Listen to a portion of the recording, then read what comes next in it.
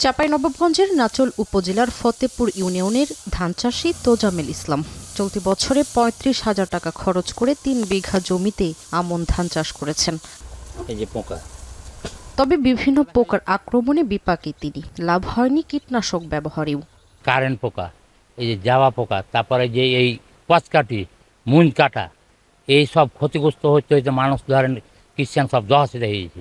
তার মতো অনেকেই আছেন বেকায়দায়। বাজারে পাওয়া কীটনাশক দিয়ে কার্যকর প্রতিকার পাচ্ছে না বেশিরভাগ ধান চাষি। বারবার ওষুধ ছিটিয়েও পোকা প্রতিরোধ করা যাচ্ছে না। ক্ষতির পরিমাণও দিন দিন বেড়েই চলেছে।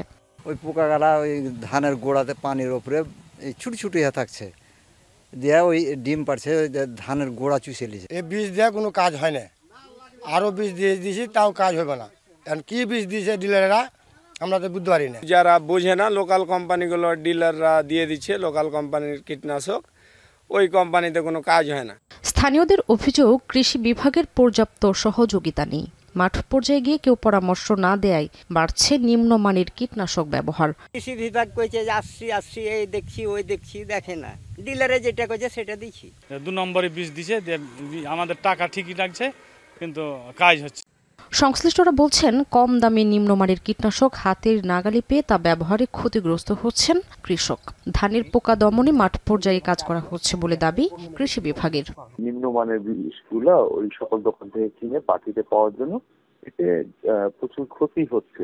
একদিকে যেমন অর্থের ক্ষতি হচ্ছে, অন্যদিকে কিন্তু শ্রমও যাচ্ছে এবং সে কাজ করছে না। বাদামি গাছফড়িং দমনের জন্য আমাদের যে কি করণীয় সে ব্যাপারে আমাদের লিফলেট সহ মাঠ পর্যায়ে আমাদের উপসহকারী কৃষি কর্মকর্তারা কৃষকদেরকে নিয়ে উঠান বৈঠক করছে এবং বিভিন্ন সভা সমাবেশ করছে, যেখানে তারা কৃষকদেরকে বিভিন্ন রকম পরামর্শ দিচ্ছে। চলতি মৌসুমে চাঁপাইনবাবগঞ্জ জেলায় ৫৩,০০০ হেক্টর জমিতে আমন ধান চাষ হয়েছে।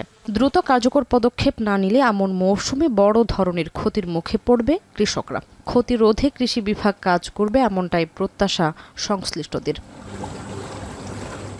এখন চাঁপাইনবাবগঞ্জ।